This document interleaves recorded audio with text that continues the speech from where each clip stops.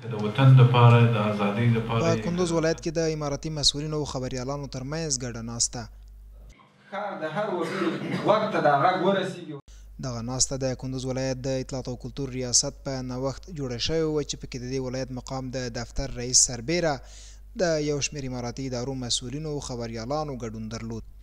له دغې ګډې ناستې څخه موخه د خبریالانو ستونزې اورېدل او د حل پر لارو چارو یې خبرې ښودل شوي.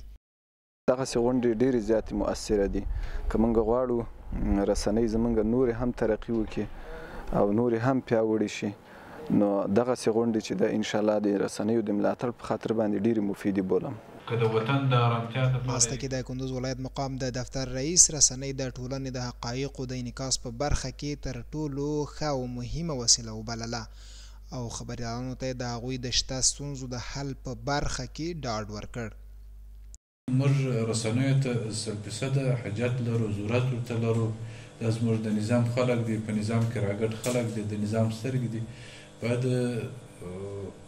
پوره همکاري وکړو، باید پوره په کار کې راسره ګډ کړو. دغه ملي رسنۍ او ولسي رسنۍ په میاشتنۍ بڼه ورته مهال بیا خبریالانو دا ډول ناستې د خپلو ستونزو د حل په برخه کې ګټورې وبللې او هیلهمندي وښوده چې د دې ډول ناستو له برکته به د رسنیو ستونزې تر ډیره بریده حل شي.